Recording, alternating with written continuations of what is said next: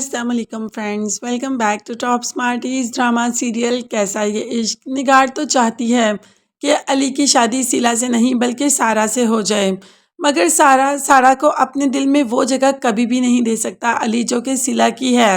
اور یہاں پر مامی سارا کو یہاں چھوڑ کر چلی جاتی ہے۔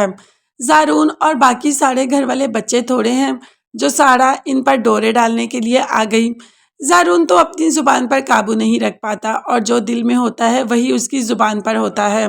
تو سارا کو کہہ دیا کہ کیا ہم نہیں جانتے، کیا ہم اتنے بچے ہیں، ہمیں نہیں پتا کہ تم یہاں پر کیوں آتی ہو۔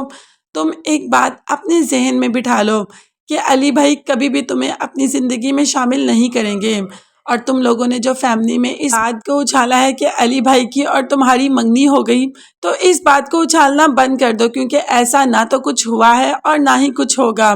اب سارا جو کہ پریشان ہو جاتی ہے تو نگار سارا کو تسلی بھی دیتی ہے۔ سارا جو کہ علی کے ساتھ کہیں جا رہی ہوتی ہے، آگے سیٹ پر بیٹھ کر علی سے فرینک ہونے کی کوشش کرتی ہے،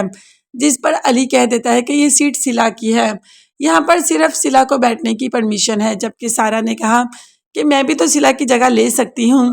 علی نے کہا کہ سلا کی جگہ نہ میری زندگی میں، نہ میری گاڑی میں، نہ میرے دل میں، کہیں پہ کوئی بھی نہیں لے سکتا، تم یہاں سے اٹھو اور پیچھے چلی جاؤ۔ اب تو سارا اور پریشان ہو جاتی ہے، اسے تو لگا کہ سب کچھ بالکل سموتھ ٹریک پر آ گیا اور سب کچھ اس کے حق میں ہو گیا، مگر ایسا کچھ بھی نہیں۔ مزے کی بات تو یہاں پر ہوئی جہاں پر علی خود کو روک نہیں پایا اور سلا سے بات کر کے اپنی محبت کا یقین دلا دیا، اور اس بات کا بھی بتا دیا کہ اس کی کوئی بھی سارا سے منگنی نہیں ہوئی۔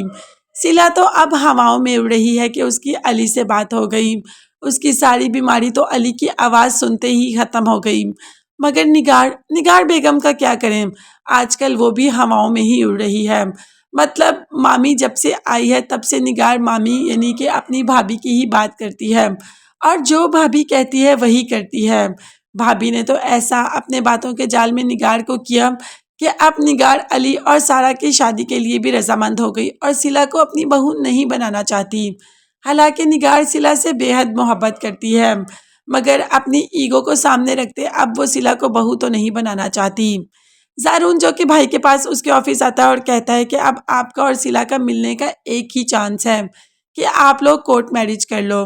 کیونکہ وہاں پہ نہ دادا جان اس رشتے کے لیے مانیں گے اور نہ ہی یہاں پہ موم اس رشتے کے لیے رضامند ہوں گی،